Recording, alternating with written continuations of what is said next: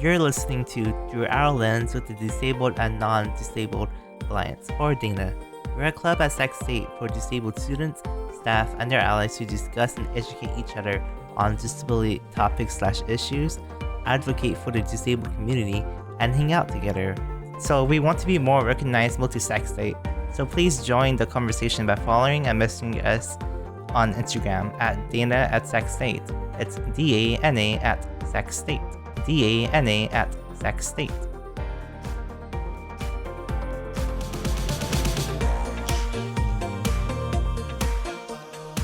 Hey everyone, welcome to the first episode of Through Our Lens with the Disabled and Nondisabled Alliance. This is going to be the first episode, so it's going to be very introductory. We'll just kind of go over the origin of Dana and like the entire podcast. And then after we just go over our journeys to Dana, we'll talk about the Diversity Leader Conference at Sac State that actually happened last week. And then we'll just talk about university design and like what we talked about. So as this is a podcast, we're going to have to do some introductions. So this podcast, Through Our Lens, is actually run by officers of the Disabled and Non-Disabled Alliance. But it's mostly run by me. I'm the treasurer of the Disabled and Non-Disabled Alliance. But like, I'll just introduce the officers right now. So first, there's William Wyatt. He's the president. So William, can you introduce yourself? Yeah, sure. Let's see, things about me that are interesting. Not a lot. I'm a philosophy major, and I hope to be a legislator someday. And that's basically my entire personality, except for like a disproportionate interest in bladed weapons. I call myself a philosopher, but I don't know how good I am at it. And I serve as president of Dana for now, as well as a philosophy club here at Sacramento State. Yeah, I'm want to be a legislator. I'm this project as well as that one is part of an ongoing lifelong effort, I think, to just get better public policy out of the system that we've been handed as our generation has. And so this is part of that. We're trying to do a podcast and a club in general to get disability more into the conversation because it often gets left out. We'll discuss that more later. But that's nothing compared to our founder. Don't flatter me. I'm Rian. I founded Dana back in fall 2020. I want to be a teacher, so I've been majoring in child development with a focus on elementary pre-credentials. I am currently reconsidering that path, considering how teachers have been treated in the past couple decades, but especially during this pandemic. But I'm not sure where I want to go yet. So I'm going to complete my degree, see where that takes me, and hopefully stick around with Dana for as long as I can, because I really enjoy helping the club and meeting new people and making connections. Yeah, exactly. I guess I'll introduce myself now. My name is Brian Tao. I'm the treasurer of Dana, but I don't actually like handle anything money related. I just gave myself a new title. It's just called like content creator, and I'm just calling myself a content creator now, because I run the YouTube channel. I make videos on Instagram, and I make sure like those kind of social medias like are good, are growing. And then outside of like that Dana, my major is environmental studies.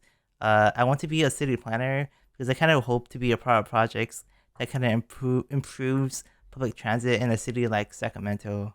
And I just say like in a city like Sacramento because I don't know where I'll be working.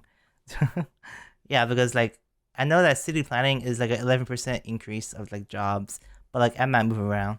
Who knows? But I think I want good public transit. What I mean by that is that it has to be accessible. So when you think of accessible, it has to be accessible for all kinds of people. Like if you're able-bodied or like disabled, if you use a wheelchair, if you use a cane, then it has to be accessible for all of us. And it has to be efficient. Like what's the point of having public transit if it's not efficient? Because I know like from South Sac to Sac State, it takes over like 2 hours like for public transit. But like if you drive, it takes like 18 minutes. Like I kind of want it to be so efficient that it takes like 30 minutes or 20 minutes to get to Sac State from South South Sac, and it has to be like clean because I think a lot of people in the public really think that public transit is dirty, so it has to be really clean. And there's this thing called transit-oriented development, and what I mean by this is that development is like oriented towards public transit, like a bus or like a light rail. Like the development, it just kind of means like everything, so like housing, a grocery store, clothing, restaurants, things like that.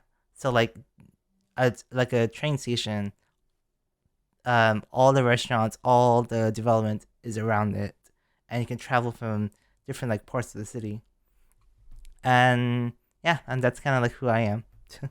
And I guess we could kind of explain like the origin of Dana. So we kind of just explain like what we are. We are interested in disability in some like fashion.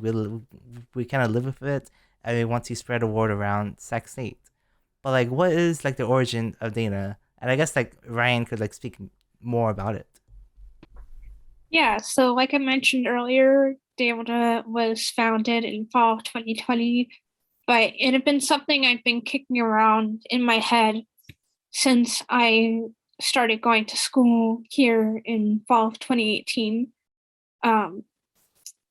It was a rough transition for me from high school to college because the environment is completely different. How you live your life is completely different. The schedule is completely different. And the ways I had learned to manage my disability and my mental health and all these different things didn't exactly mesh perfectly in with this new environment. And so I had to adapt and readjust those management techniques. And it was really difficult because I felt alone and isolated because, you know, I did make friends within the first couple months, but they were going through something completely different. You know, they didn't have that extra layer of complexity because it's always hard when you're transitioning into college. That is without a doubt one of the hardest things that every student has to go through. But when you have a disability, there's that extra layer, especially, you know, if it impacts how you have to move about through your life. In my case, I had to hire aides and be on my own, two of which were things that I had never really done before. I didn't really know how to manage other people to help me, and much less do that by myself.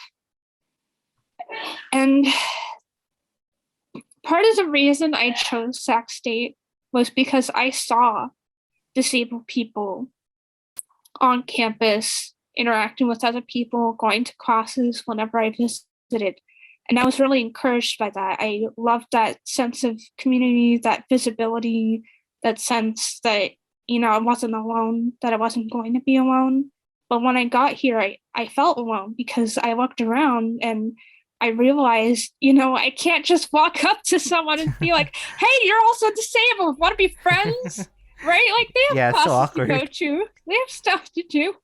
And, you know, I don't want to be weird and creepy. And so I looked for places where I could meet other disabled people to, you know, share experiences, exchange tips for settling in, stuff like that. And I couldn't find any.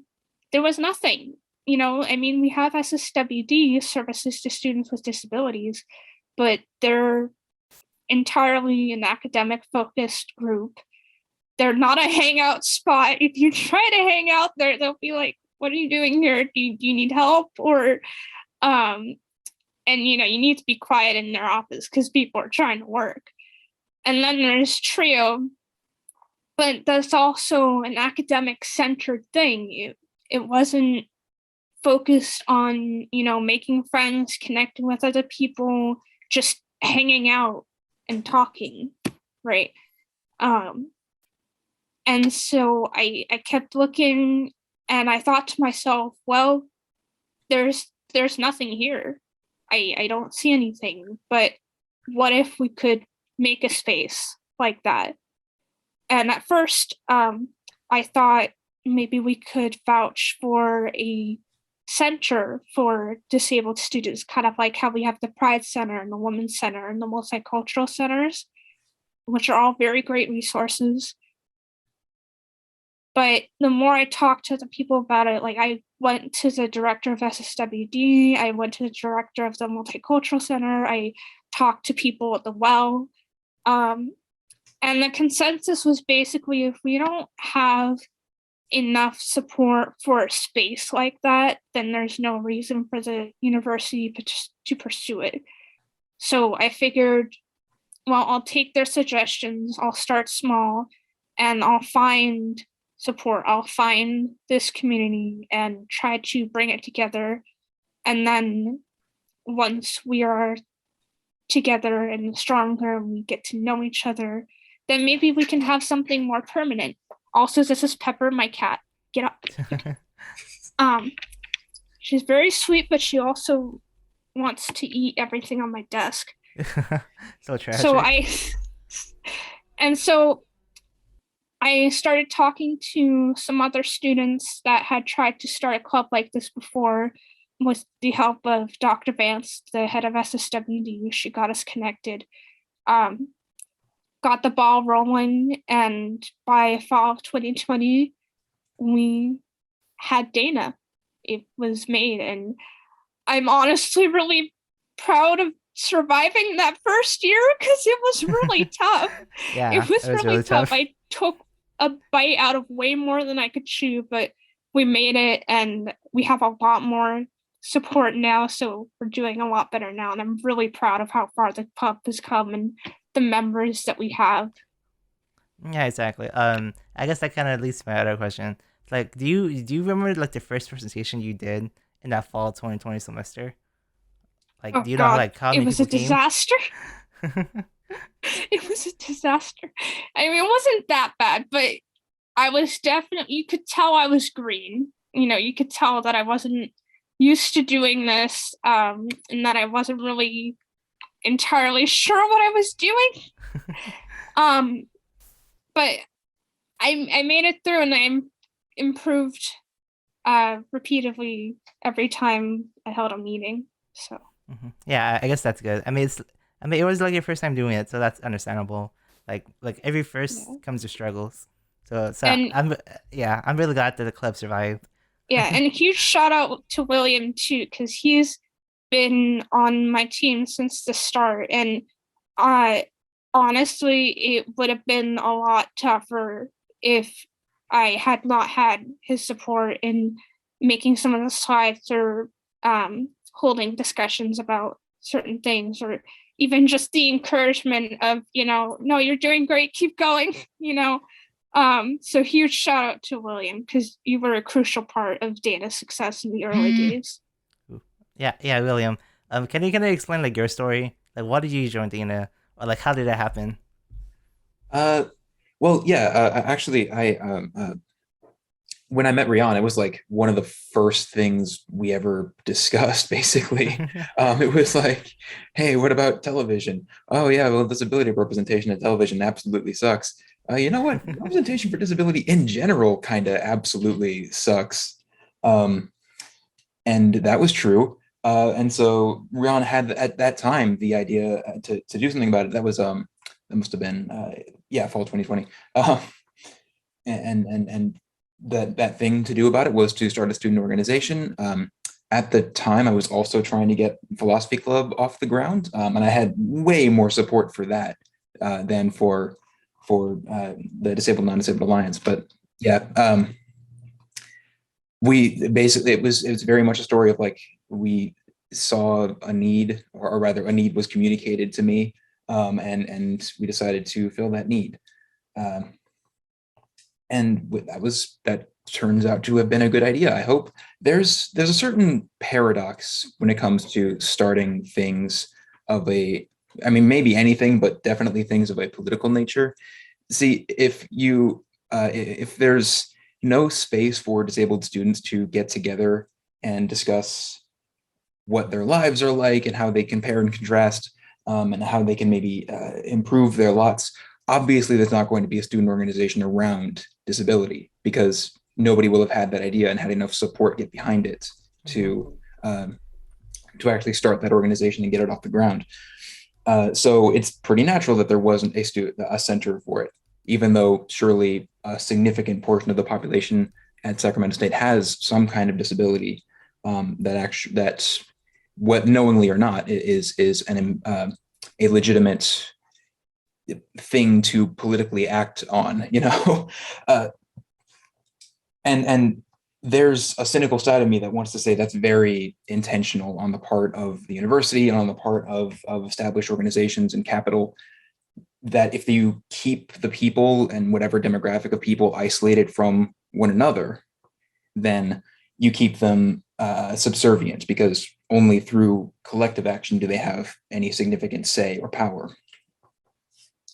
So the fact that there wasn't already something for disability, some kind of a space or an organization, an advocacy group, something on campus apart from the state mandated official stuff, I tend to interpret that as an expression of establishmentarianism, as a kind of oppression, and we're starting to break from that. Is the idea? So that's what we hope. That's my side of this. I hope the club for me is not about community exactly. I just still very much I have the impression here and in all my interactions at the moment, that they supervene completely on our being mutually useful to one another.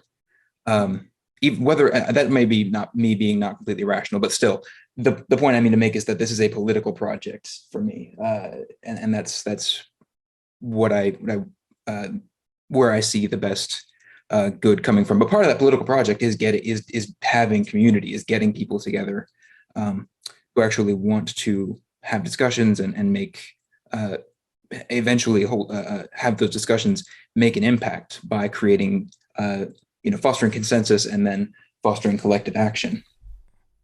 Yeah. For once, it can be disabled people who do some kind of collective action. That hasn't happened since like the mid 20th century.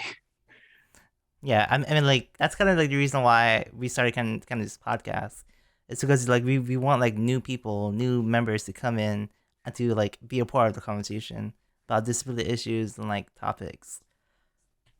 Yeah, and I guess like since I mentioned a podcast, I should probably get into like the origin of like the podcast. But like I should talk about the origin of me, like why I joined Dana in the first place, because it makes a lot of sense.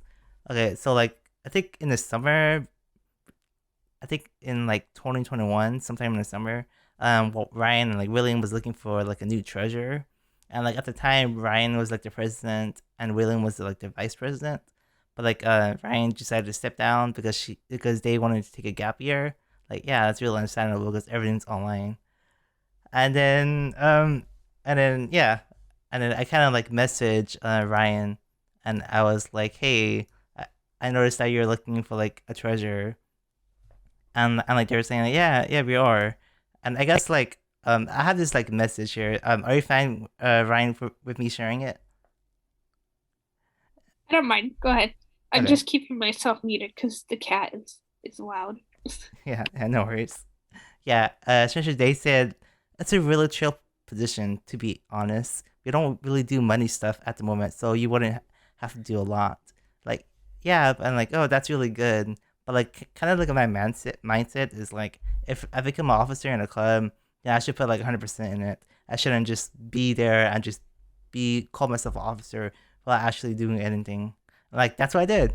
That's exactly what I did. I remember like I make video content on Instagram and YouTube, like I mentioned earlier, and like the original like reason why I created video content is just for advertising. Like we wanted like new members to kind of come in and join the conversation, and like on Instagram it got like kind of traction, but like it didn't kind of like work as much as you wanted. Like there wasn't still enough members to have like conversations outside like the officers kind of hosting it. And yeah, and it kind of like after the semester, like I felt like it wasn't like good enough. So we have to do like more things to kind of advertise our club. So like this semester, like spring 2022, We have a blog series. We have this podcast. And, like we will release even more videos on like our YouTube channel. And like we've been reaching out to a lot of professors that kind of like focus on like disability, things like that. Yeah, and that's like why I wanted to do it. Did you want to say something, William? I don't know. It's a podcast, so I'm gonna make a snide comment. I know that Brian's been reaching out to professors because my phone has been blowing up all day today, and somewhat yesterday as well. Yeah, Yeah, yeah, I've been trying to reach out to a lot of professors, all right? And yeah, I've been CCing like William and Ryan a lot.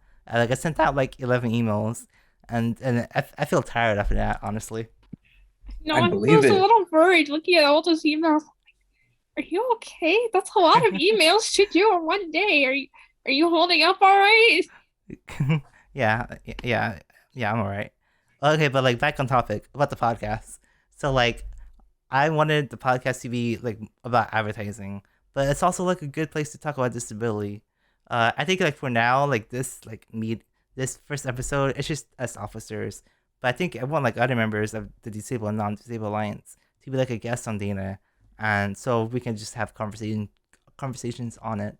And I guess like the professors I've been reaching out to, there's like a total of maybe like 1,000 students. So like I hope like one of them could come here, be a guest, or come to our general meetings and just kind of talk to us. Yeah, yeah, for sure. And there's a secondary problem when it comes to getting a disability rights organization off the ground. The fact that disabled people, by definition, have a harder lot in life than most, all else being equal. So it's not surprising. It's completely understandable that like we haven't done a whole heck of a lot with this so far. That we haven't been able to have like a protest or anything, because it's basically only a handful of us who are really continuously engaged. Because no day under capitalism. But over time, and with enough people in the conversation, just think about like the possibility of an announcement going out about some policy that the university is considering implementing, and going out from the Disabled and Non-Disabled Alliance to hundreds of its members, all of whom get that announcement, and even if they've hardly interacted with the club up to that point, are now potentially, if it's something that needs attention, mobilized in favor of disability and its place on campus. Mm-hmm.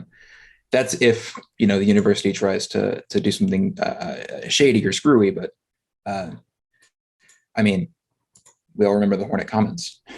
Oh yeah, the Hornet Commons. Do you want to spill your tea? Okay. Yeah. Well, yeah. actually, I guess Save that for another day. Okay.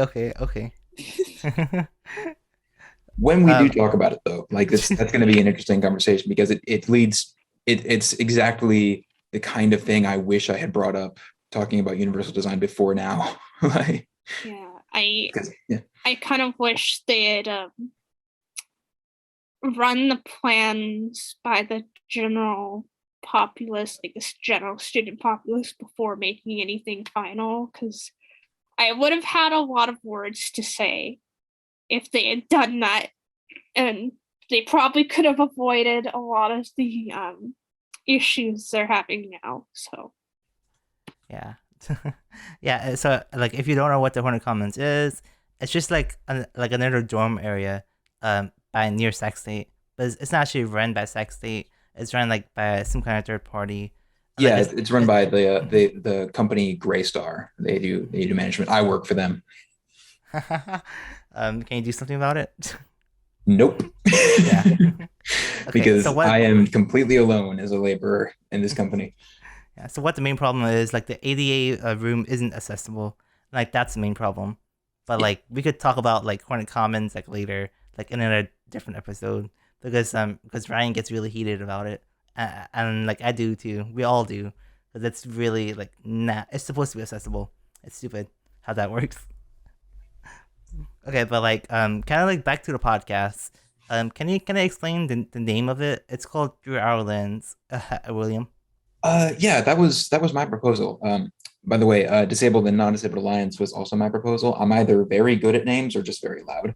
Oh, really? So yeah, the name of the podcast is I don't love it, but because it's directly taken from my own disability, a visual disability, and so Through Our Lens kind of evokes having visual impairments. And for me, that they play a very strong role in my day-to-day life. But also, the better version of the idea is to have the name Through Our Lens of evoke perspective. Basically, there's the issue, I think, oftentimes with not just Hornet Commons, but in general with policy and procedure around and trying to account for disability, is that it's not informed, or at least not directly enough informed, by the actual experiences and insights of people who have disabilities.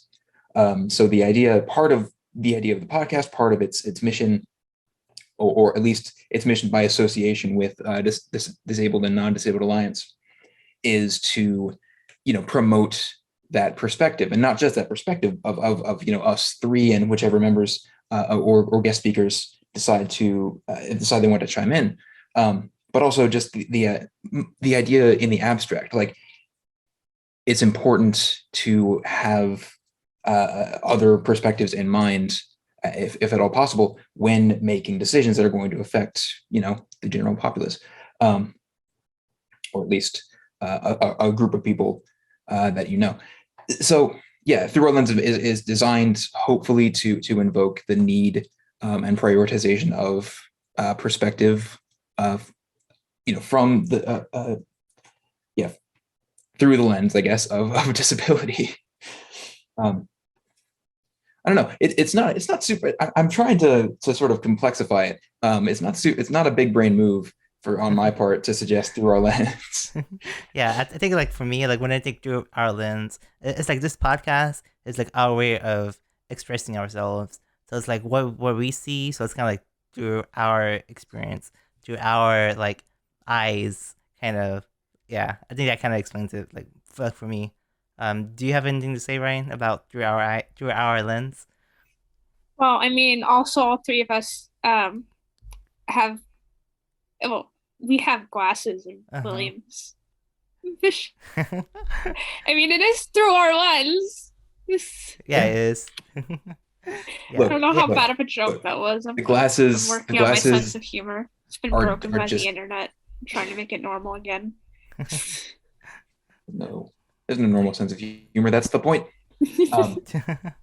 Yeah, so I'm going to speak on my own behalf here. The glasses, in my case, are just too thick. They need to be extremely refractive, but that refraction distorts the image so much, even though it clarifies it, to the extent that the glasses are basically useless. They clarify the image, but also warp it to the point where I still can't navigate things easily.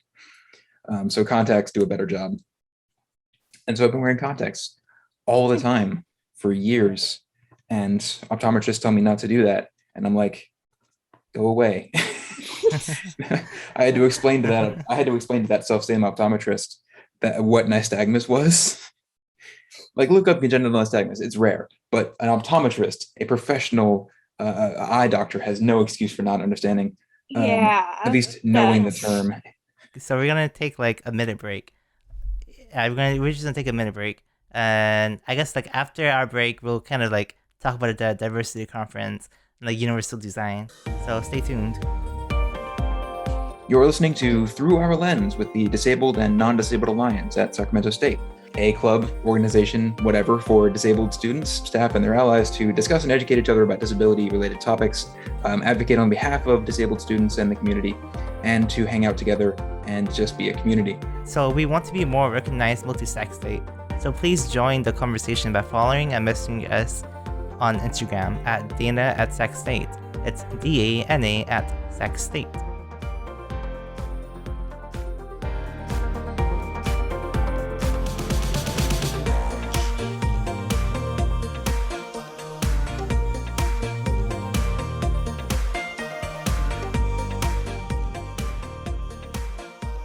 Hello everyone, welcome back. So I guess before the break we talked about our origin story of Dana and why we joined Dana and why we're passionate in. But let's kind of move on to the diversity conference last week.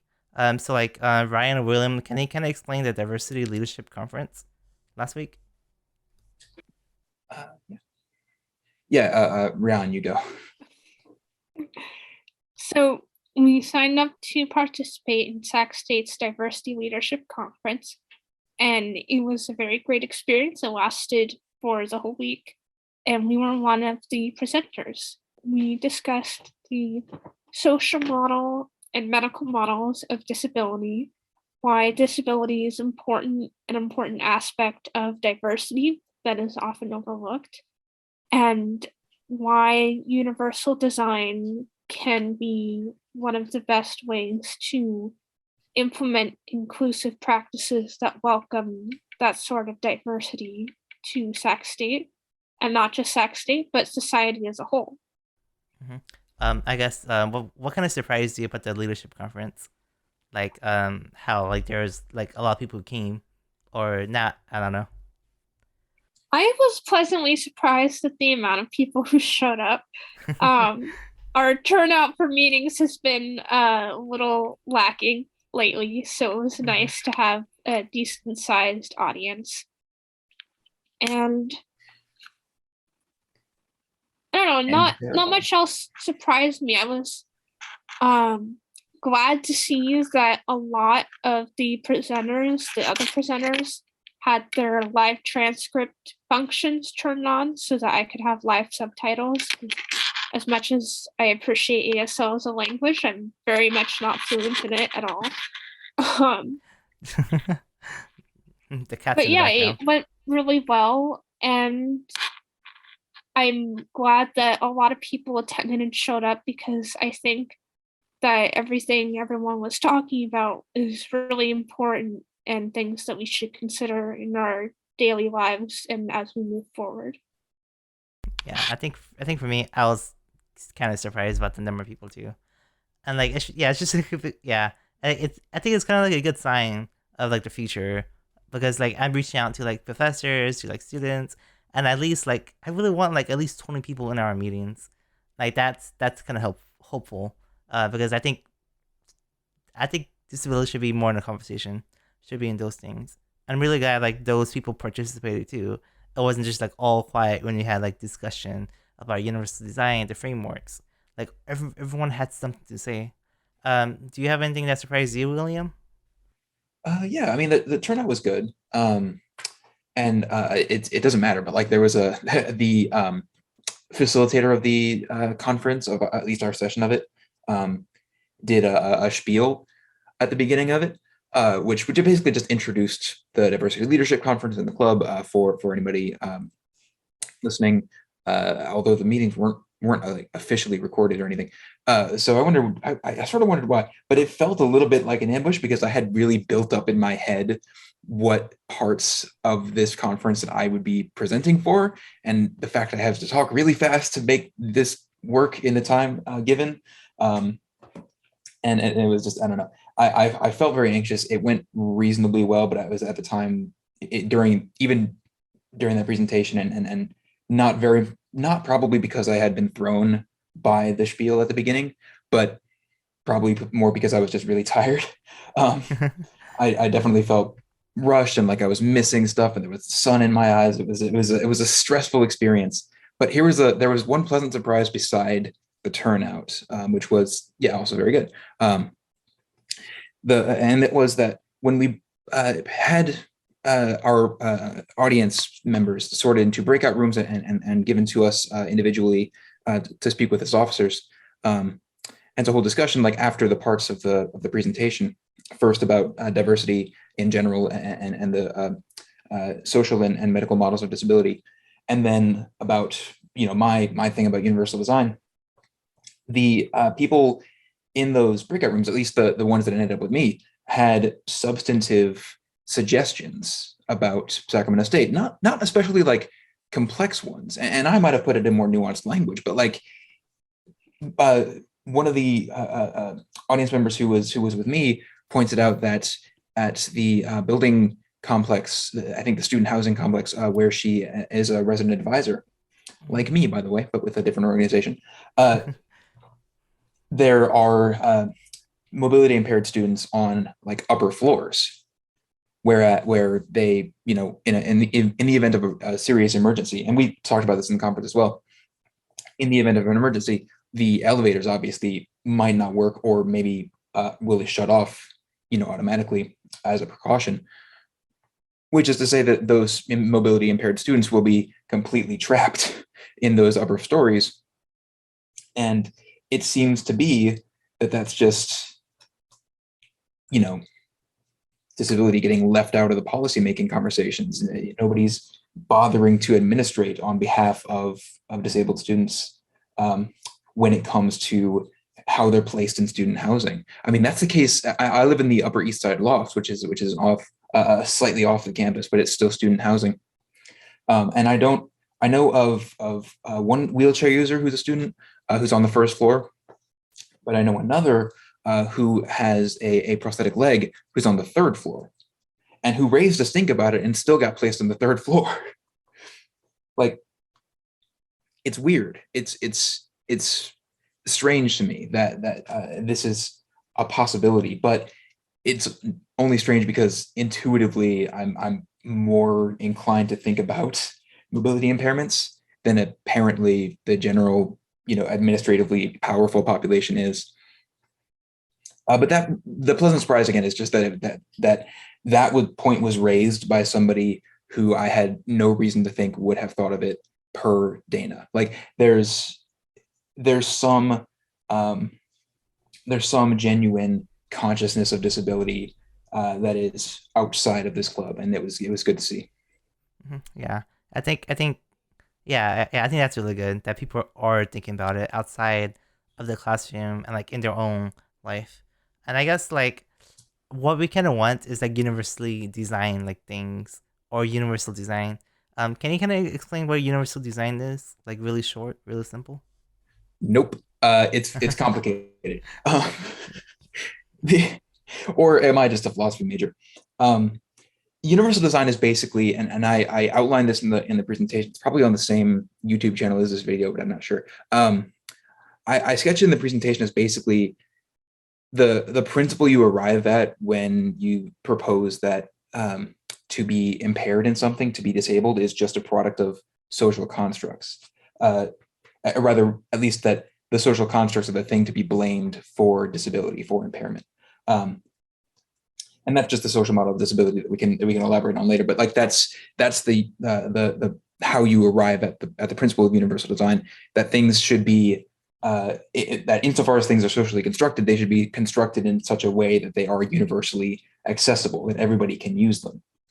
And the reason I propose it like that way, and in this sort of derived philosophical sense, is because I think that if it's a principle and not like a list of rules, we can do a much better job of addressing problems with universal design in mind. One of those would be one of the benefits I say that that is embedded actually capitalizes on public transit. So I say that there's a huge population of people who cannot safely drive cars. A lot of them drive cars anyway, and that's a problem in itself because you have to drive cars if you're in the United States. You're not very lucky. So we could theoretically like make cars universally accessible using a sort of, well, this system needs to be accessible mentality. And we would make cars safe just by making them automatic, like using machine intelligence and complex infrastructure about road mapping and the kinds of things that you have to integrate in order to have self-driving cars across an urban area. And we would, and if we pursue universal design as in that sort of simple way, we'll wind up spending a lot of money just to have the same system that we have now, except with, self-driving cars in it.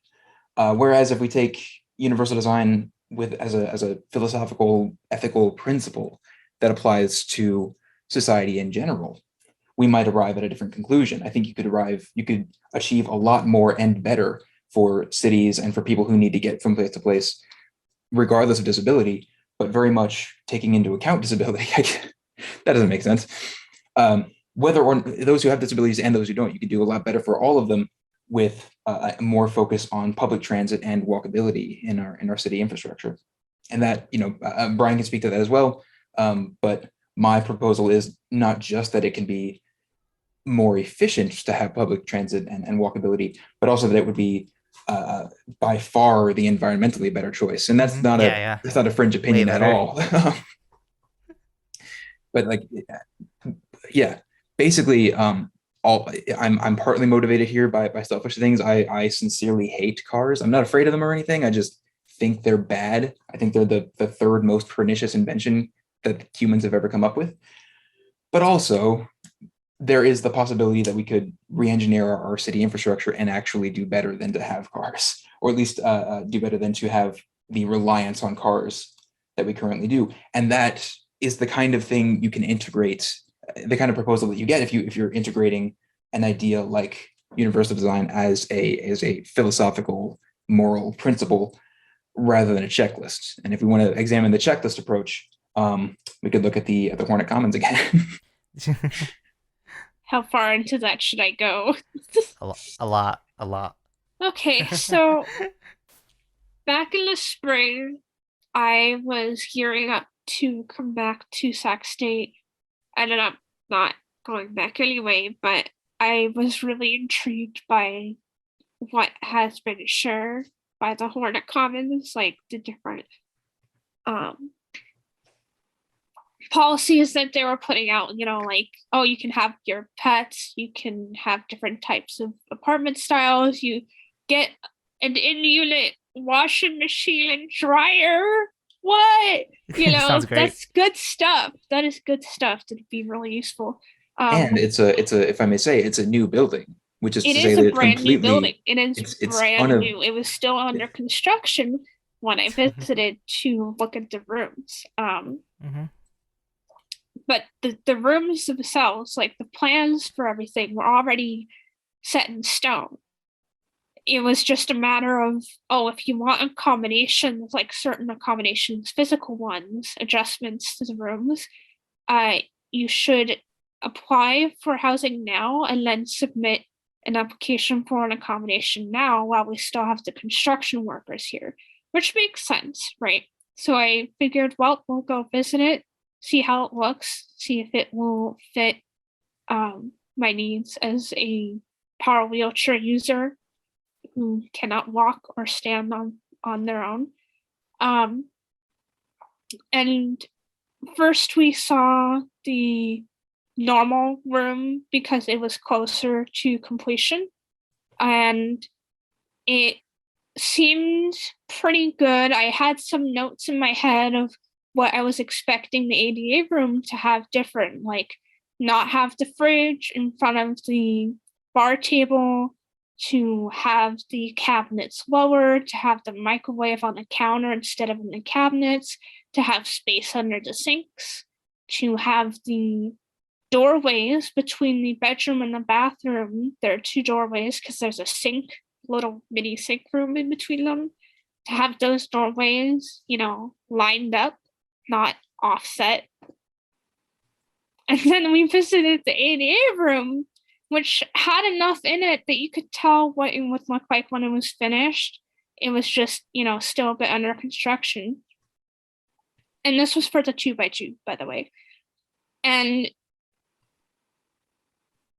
I couldn't find any visible difference between the two rooms beside the bar table having a giant pillar of metal keeping it up instead of the thin stands on the edges, which I could actually get under the normal bar table much better than this other table because the big metal bar wasn't in the way and hitting my footrest.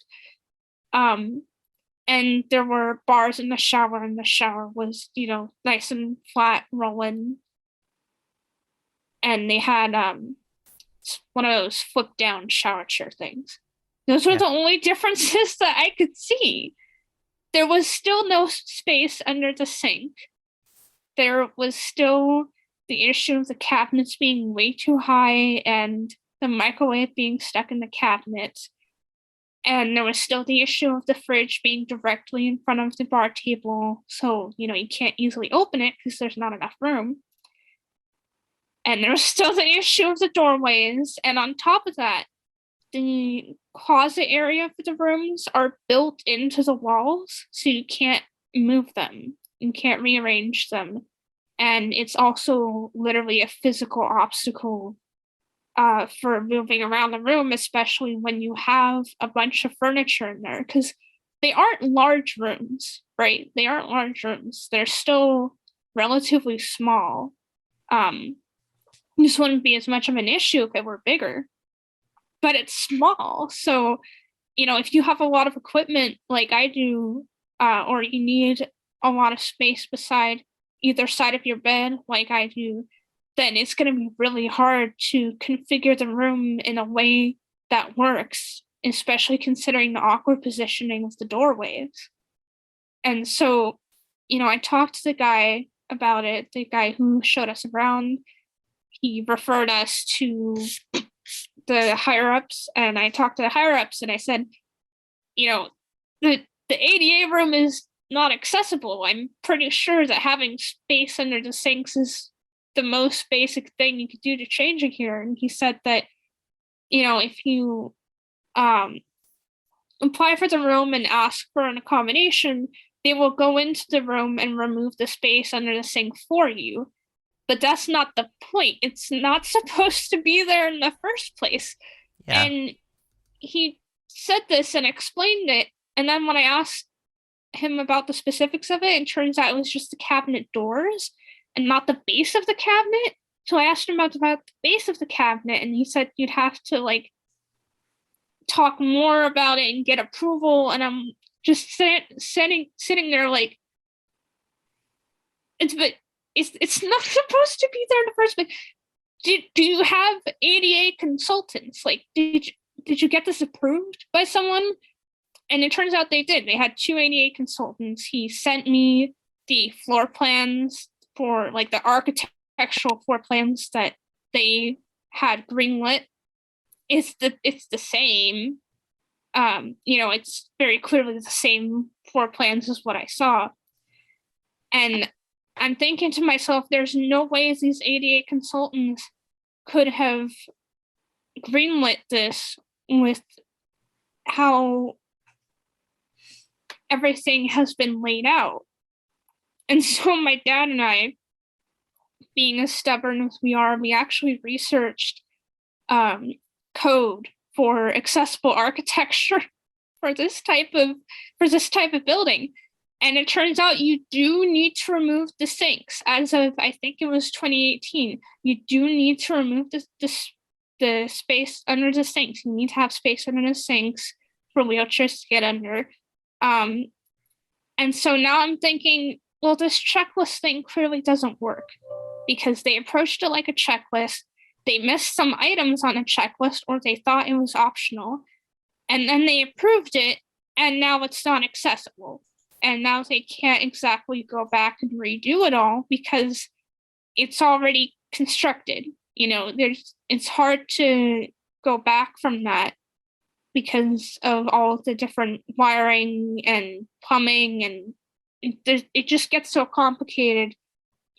It's so much easier to make something accessible from the start and build up from scratch than it is to renovate something to go back, try to redo it.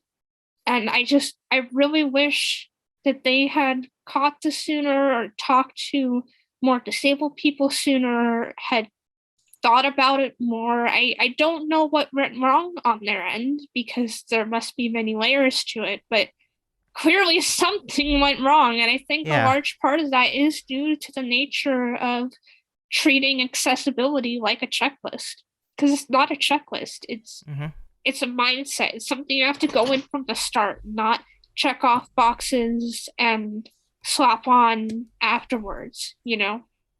Yeah, I mean, like, yeah, exactly. I just want to say that this is why I said that Ryan will get really heated, because it's like a really bad decision, like on their part.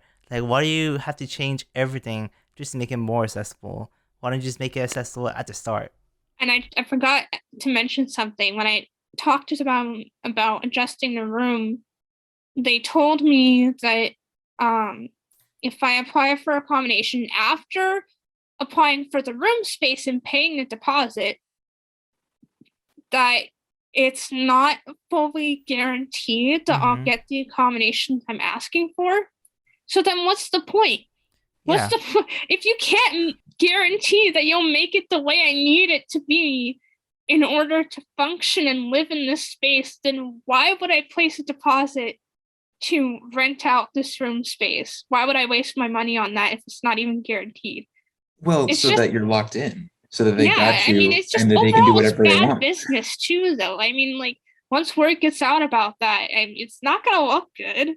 It's not gonna look good at all. And I could tell the guy I was talking to, sympathized with me, but there's not much he could do because the approval of the accommodations didn't come from him. He was just a construction guy, the guy in charge of the project. He wasn't in charge of the whole building, right? He wasn't in charge of the company or the people that they bring these accommodation applications to.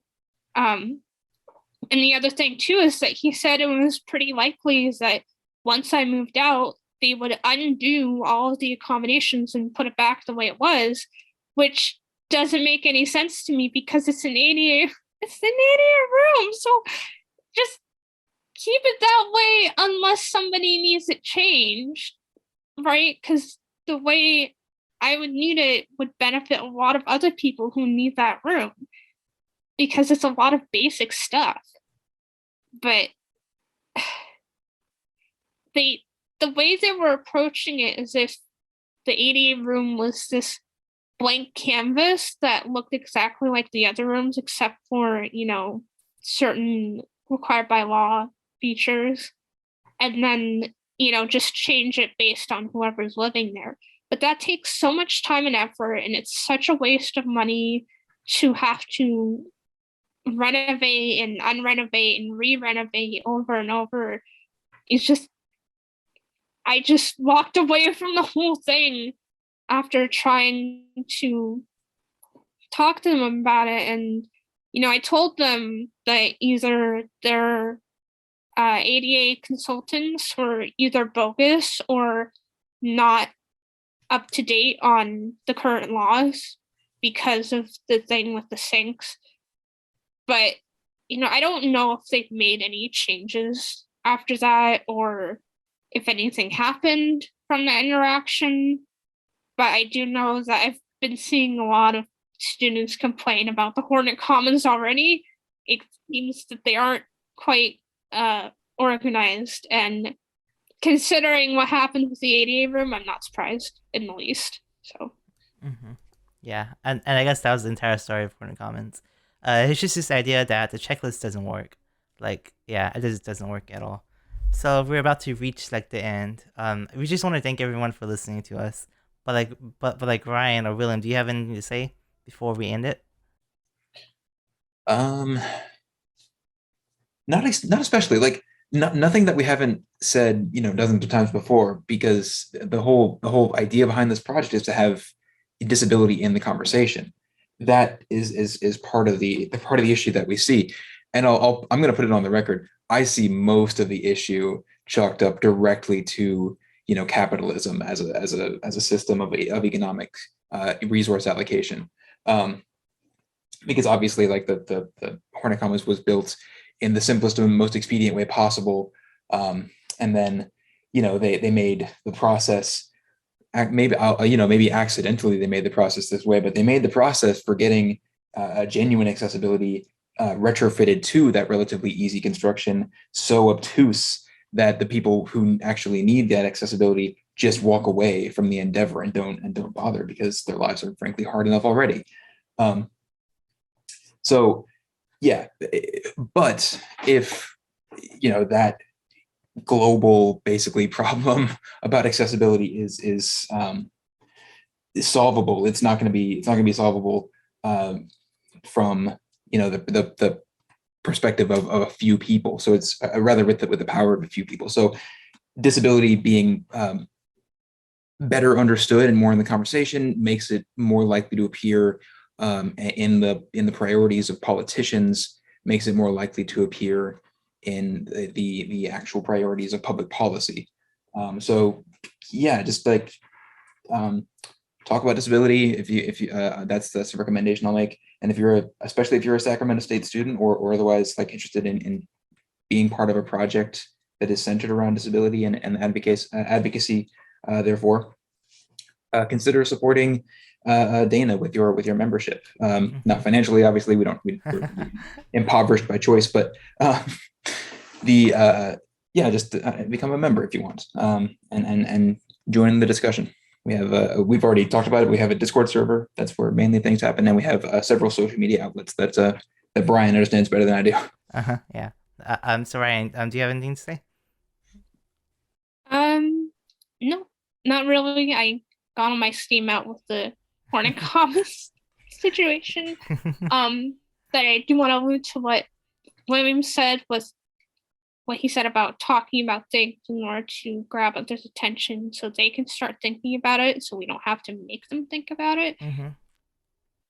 This is where my skills as a younger sibling come in. I was born for this role. I will be annoying about disability and bring it up at every chance I get for the rest of my life. So I hope y'all join us in this endeavor of being the younger sibling of society badgering politicians about disability issues until they do something worthwhile.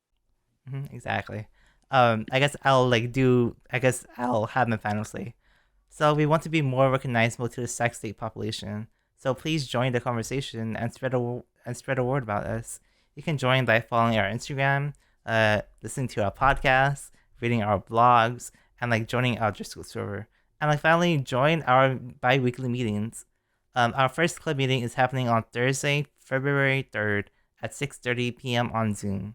And this is the second week of school. And also the blog series, it came out today already, but it comes out every Monday at 8 a.m. So just kind of expect that. You can check it out at kssu.com/blog. And finally, Through Our Lens, this is the podcast. It comes out every Monday at 12:30 p.m. and it starts this week. We just went over the origin of Dana, our story, the Diversity Leadership Conference, and universal design. But somehow this conversation turned to the Hornet Commons, which is a big issue. But you can check this podcast out at kssu.com,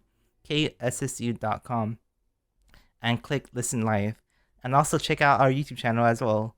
If you want to learn more about different disability topics, like systemic ableism, cooking with disabilities, consent, disability and academia, feel free to watch the recordings of our meetings from fall 2021. And you can also find this on Discord. If you want to join our Discord, you can message us on Instagram. So thank you so much. This is the end of the podcast. Thank you so much for listening. Bye, everyone. You're listening to Through Our Lens with the Disabled and Nondisabled Alliance, or DANA. We're a club at Sac State for disabled students, staff, and their allies to discuss and educate each other on disability topics/issues, advocate for the disabled community, and hang out together. So we want to be more recognizable to Sac State.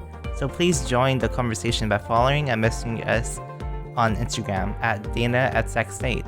It's DANA@Sac State. DANA@Sac State.